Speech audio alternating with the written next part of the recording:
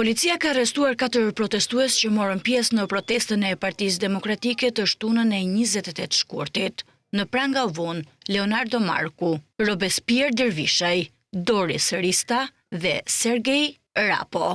Ata akuzohen për veprat penale, goditje për shkak të detyrës, prishje e qetësisë publike, shkelja rregullave mbi lëndët plasëse dhe djegëse, shkatërrimi i pronës me zjarr dhe kundërshtimi punojësve të rendit publik. Pas protestës marshim që nisi në bulevardin Dëshmorët e Kombit para kryeministrisë dhe më pas qytetarët marshuan drejt disa prej institucioneve të rëndësisë së veçantë, protestuesit kulmuan me hedhjen e molotovëve dhe lëndëve piroteknike tek Vila 31, ish Vila Enver Hoxhës, duke rrezikuar 7 artistë francezë të një ojeqëje që ndodheshin në ambientet e brendshme të godinës. Ata dolën prej andej nga molotovët që protestuesit hodhën papritur, duke qelluar godinën. Gjatë hedhjes së molotovëve në ish Vilën e diktatorit Hoxha, mori djegje në dorë fotoreporteri Malton Dibra. Gjatë marshimit, protestuesit hodhën molotov edhe në kosha mbeturinash, ku përpasoj u dëmtuan 32 të tillë.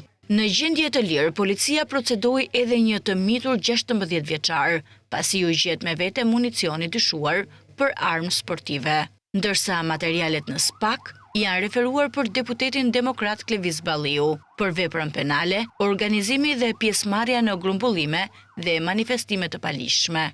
Sipas policisë, Balliu ka shkelur ligjin për përgjegjësinë penale të personave juridik. Në cilësinë e provës materiale janë sekuestruar molotov dhe lëndë piroteknike, të cilat janë dërguar për ekspertime të mëtejshme kriminalistike, ndërsa janë duke u kthyer pamje filmike për të identifikuar persona të tjerë që kanë kryer akte dhune gjatë tubimit.